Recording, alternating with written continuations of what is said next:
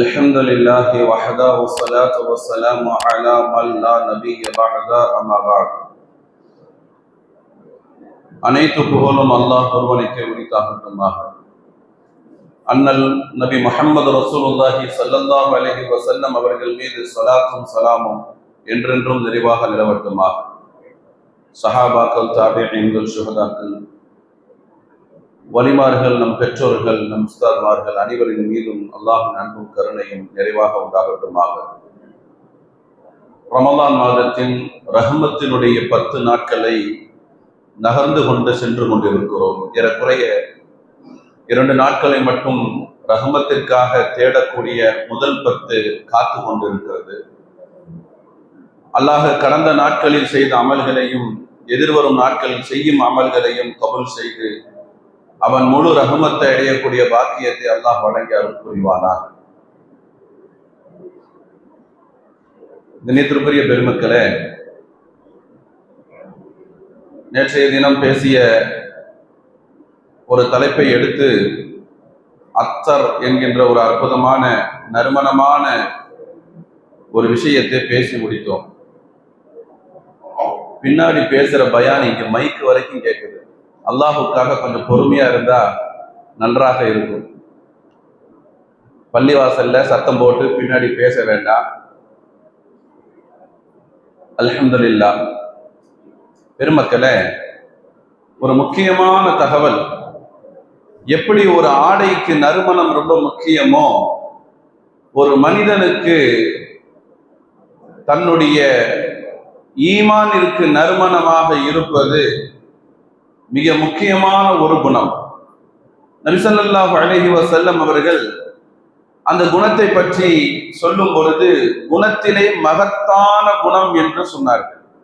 அல்லாமா இப்னு Qayyim ரஹ்மத்துல்லாஹி அலைஹி அவர்கள் அந்த குணத்தை பற்றி பேசும் பொழுது அது மனிதனுக்கு மட்டும்தான் அல்லாஹ் இயற்கையாகவே அந்த குணத்தை வைத்திருக்கிறான். வேறு விலங்குகளுக்கு அந்த குணம் இல்லை, வேறு இனங்களுக்கு அந்த குணத்தை அல்லாஹ் தரவில்லை. குணத்தின் தலைமைத்துவமாகவும் அந்த ஒரு குணம் இருந்தால் போதும், எல்லா குணமும் சீர்பெற்றுவிடும். அப்படிப்பட்ட ஒரு சிறப்பான குணம். இன்ஷா அல்லாஹ் இன்று நாம் அதை பார்க்கிறோம். நம் எல்லோருக்கும் தெரியும், அந்த குணம் இல்லாமல் யாரும் இல்லை. ஆனால் அந்த குணத்தை விற்றவர்கள் நன்றாக இல்லை. வெட்கம் என்கின்ற குணம். வெட்கம், அல் ஹயா, ஸல்லல்லாஹு அலைஹி வஸல்லம் அவர்கள் சொன்னார்கள், வெட்கம் மிக முக்கியம் என்று சொன்னார்கள்.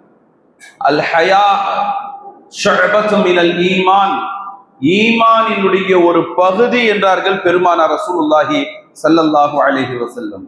அல் ஈமானு பித்உ வ ஸபஈன் வ பித்உ வ சித்தீன், ஈமானுக்கு ஒரு 70 சொச்சம் 60 சொச்சம் கிளைகள் உண்டு. அந்த கிளையில் ஷுஅபத்துன் அலாஹா லா இலாஹா இல்லல்லாஹ், கிளையினுடைய ஆக உயரம் என்பது லா இலாஹா இல்லல்லாஹ் என்கின்ற இந்த கல்மா. வ அத்னாஹா அன் இமாத்தத்தில் அதியத் தரீக், அந்த கிளையிலே அந்த 60 சொச்சம் இருக்கக்கூடிய கிளைகளில் ஆக கீழே இருப்பது ஒரு முஸ்லிம்கிட்ட என்ன குணம் இருக்க வேண்டும் என்றால், நடந்து செல்லும் பொழுது பாதையிலே பிறருக்கு இடையூறு தரக்கூடிய பொருள் இருந்தால் அதை நகற்றுவது என்றார்கள் பெருமானார் ஸல்லல்லாஹு அலைஹி வஸல்லம். அதில் உயர்ந்தது என்னங்க? ஈமானுடைய கிளைகள்ல ஆக உயர்ந்த கிளை எது? லா இலாஹா இல்லல்லாஹ். அதிலே தாழ்ந்தது பிறருக்கு இடையூறு தரும் வஸ்துவை நகர்த்துவது. அது முள்ளோ அல்லது கல்லோ அல்லது வேற ஏதாவது ஆயிலோ அல்லது பழத்தோள்களோ, இந்த மாதிரி ஏதாவது ஒரு பொருள் நாம நகர்ந்துட்டு அப்படியே போயிடக்கூடாது. ஸல்லல்லாஹு சொல்றாங்க, நாம நகர்ந்துட்டு அப்படியே போயிடக்கூடாது.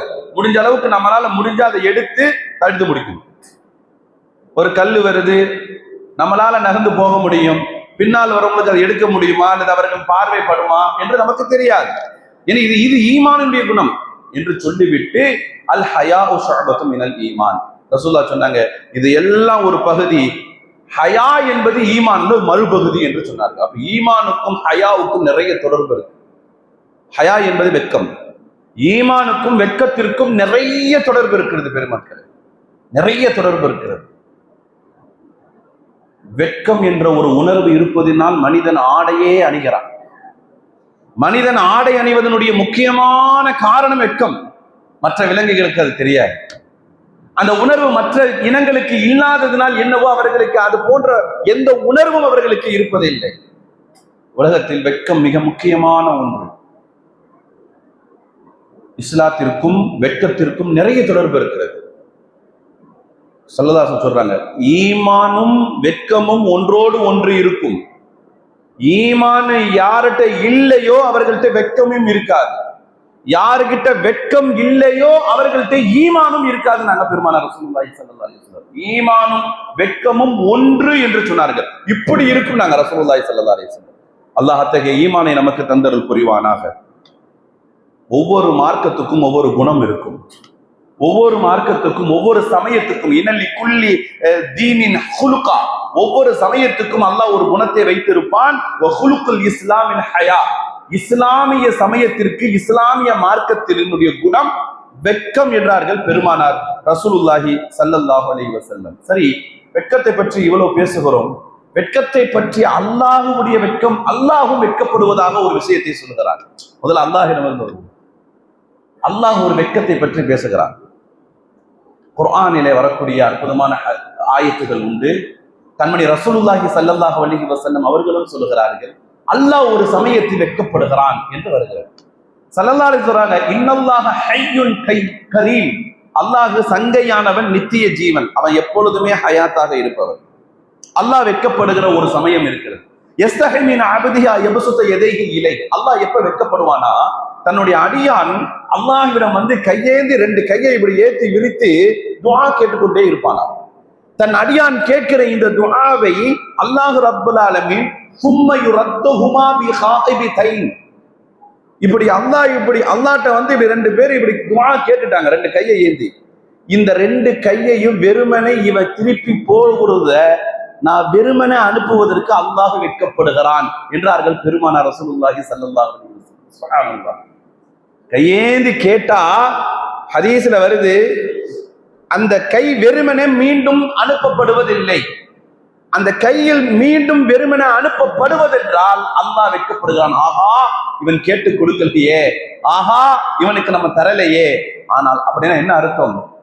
நிச்சயமாக நாம் கையேந்தியதற்கு பலன் உண்டு என்றார்கள் பெருமானார் ரசூலுல்லாஹி ஸல்லல்லாஹு அலைஹி வஸல்லம். துன்யாவுல மனிதர்கள்ட்ட தான் கை ஏந்தினாலோ, மனிதர்கள்ட்ட போய் நின்றால் மட்டும்தான் தருவானோ தரமாட்டானோ, பிஏ என்ன சொன்னானோ, மேனேஜர் என்ன சொன்னானோ, கூட இருந்தவன் என்ன செஞ்சானோ, பக்கத்துல யாரு என்ன போட்டு கொடுத்தாங்களோ என்றெல்லாம் யோசனை வரும். அல்லாஹ்விடத்தில் யோசனையே இல்லை, நிச்சயமாக டிக்ளர் தான். அது யாரு கை உயர்த்தி கேட்டாலும் டிக்ளர் தான். பெருமானார் ரசூலுல்லாஹி ஸல்லல்லாஹு அலைஹி வஸல்லம் சொல்லுகிற அற்புதமான அல்லாஹ்வுடைய ஞானத்தை பற்றி சொல்லுகிறார்கள். குர்ஆனில் அல்லாஹ் ஒரு விஷயத்தை சொல்லுகிறான், இன்னல்லாஹ லா யஸ்தஹி அன் யضرب மஸலன் மா பஊதத்தன் ஃபமா ஃபௌகஹா. மனிதன் அவன் நிச்சம் பெற, அழகான அறிவாற்றல் பெற, சில இப்ரத்துகளை, சில பாடங்களை நான் சொல்வதற்கு, ஒரு உவமையை சொல்வதற்கு, அந்த உவமையில் ஒரு கொசுவை சொல்வதற்கு கூட, ஏன் கொசுவை விட அற்பமாக இருக்கிற எந்த ஜீவனாக இருந்தாலும் மனிதனுக்கு உதாரணம் சொல்வதற்கு அல்லாஹ் வெட்கப்படுவதில்லை என்று அல்லாஹ் சொல்லுகிறான். அல்லாஹ் வெட்கப்படுவதாக ஒரு ஹதீஸ பார்த்தோம், அல்லாஹ் வெட்கப்படாமல் இருக்கக்கூடிய ஒரு விஷயத்தை பார்க்கிறோம். இப்ப நாம விளங்கணும், வெட்கப்படுவதில் ரெண்டு வகை இருக்கு. ஒரு வெட்கம் இருக்கு, அது நம்மளை உயர்த்தும். இன்னொரு வெட்கம் இருக்கு, அது நம்மளை தாழ்த்தி விடும். புகழுக்குரிய வெட்கம் என்று ஒரு வெட்கம் இருக்கிறது பெருமக்களே. இன்னொரு வெட்கம் இருக்கிறது, அது நம்மளை உயர்த்தவே உயர்த்தாடு, கடைசி வரைக்கும் இகழை மட்டுமே தேடி வரக்கூடிய ஒரு வெட்கம். நிறைய பேர் மாட்டிக்கொண்டு இருக்கிற வெட்கம். அல்லாஹ் நம்மை பாதுகாப்பானார். புகழுக்குரிய வெட்கம் என்ன? ஒரு இடத்துல போய் ஒரு சபையில நிக்கிறோம், எல்லாத்தையும் பகிரங்கமா சத்தம் போட்டு சிரிக்காம பொறுமையா நிற்கிறது, பொறுமையா பேசுறது, அமைதியில் இருக்கிறது. குறிப்பாக பெண்களிடம் இருக்கக்கூடிய அற்புதமான குணத்தில் முதன்மை குணம் வெட்கம். பெண்மையினுடைய முதல் குணமே வெட்கம் தான். எத்தனை பேர் இன்று வெட்கப்படுகிறார்கள், வெட்கத்தோடும் நாணத்தோடும் வாழ்கிறார்கள் என்பதை நாம் பார்க்க வேண்டும். அல்லாஹ் பாதுகாப்பானாக. இஸ்லாமிய பெண்களுக்கு அல்லாஹ் ரப்புல் ஆலமீன் இந்த வெட்கத்தினால், இந்த வெட்கம் ஏற்பட வேண்டும் என்பதனால் ஃபர்தாவை கொடுக்கப்பட்டிருக்கிறது. சையதுனா உமர் ரலியல்லாஹு அன்ஹு அவர்கள் சொன்னார்கள், ஃபர்தா அணிவியுங்கள். அவர்கள் மறைத்து சென்றாலும் இன்னும் கூடுதலாக வெட்கம் அவர்களிடத்திலிருந்து வெளியே வரட்டும், அவர்கள் பகிரங்க பொருளாக மாறிவிடக் கூடாது என்று ஃபர்தா அணிவித்தார்கள். ஆனால் ஃபர்தா என்பது ஆடையோடு அணிவித்துக் கொள்கிறார்கள். நிறைய இடங்களில் ஃபர்தாவோடும் ஓர்மியோடும் எத்தனை எத்தனை தவறான இடங்களில் போய் நிற்பதை நாம் பார்க்க முடிகிறது. பெருமக்களே, அல்லாஹ் பாதுகாப்பானார். ஃபர்தா அணிந்து என்ன போகணும்? வெட்கம் இல்லை என்று விட்டால் அவர்கள் செல்லும் சபைகள் எவ்வளவு கேவலையும் இழிவையும் ஏற்படுத்தி தருகிறது என்பதையும் இந்த நல்ல நேரத்தில் நாம் யோசித்து பார்க்க வேண்டும். அல்லாஹ் அந்த பெண்களை பாதுகாப்பானாக. ஒரு நடிகன் வந்து விட்டான் என்றால் ஓடி போரும் கூட்டத்தில் ஓர்மியோடும் ஹிஜாபோடும் ஓடி போகும் பொழுது சுப்ஹானல்லாஹ், அல்லாஹ் பாதுகாப்பானாக. இஸ்லாத்திற்கும் இஸ்லாமியத்திற்கும் மார்க்கத்திற்கும் எந்த சம்பந்தமும் இல்லாத ஒரு கலைக்கூடத்தில் இருக்கக்கூடியவர்களை, கலையாக இருக்கக்கூடியவர்களுக்கு மத்தியில் உயர்வானவர்கள் தலைவர் என்று போற்றி பப்ளிக்கா பேட்டி கொடுக்கக்கூடிய வெட்கத்தையும் நாணத்தையும் இழந்து வாழக்கூடிய மக்களை எல்லாம் நம்மால் பார்க்க முடிகிறது. இதையெல்லாம் அல் ஹயா மதுமூம் என்று சொல்கிறார்கள். அதே மாதிரி இல்மை கற்றுக்கொள்வது வாஜிபு. இல்மை கற்றுக்கொள்வது வாஜிப். ஒருவர் ஒரு கல்வியை கற்றுக்கொள்வதற்கு வெட்கப்படுகிறார் என்றால் அந்த வெட்கம் இகழுக்குரிய வெட்கம் என்று மாற்றம் சொல்கிறது. சலாம் சொல்வது வாஜிபு. சலாம் சொல்வதற்கு ஒருவர் வெட்கப்படுகிறார் என்றால் அந்த வெட்கம் இகழப்படக்கூடிய வெட்கம், அந்த தகாத வெட்கம், இருக்கக்கூடாத வெட்கம் அது. அதே மாதிரி விருந்து உபசரிப்பு செய்வது வாஜிபு. ஒருவர் விருந்து உபசரிப்பு செய்து அழைப்பு கொடுத்துட்டு போயிட்டாரு, இவர் அந்த விருந்துக்கு போய் நிக்கணும். இப்ப இவர் என்ன நினைக்கிறாருன்னா, ஸல்லல்லாஹு அலைஹி சொல்றாங்க, விருந்துக்கு ஒருவரை அழைத்து பதில் சொல்வது என்பது வாஜிபு. போய் நின்றணும்.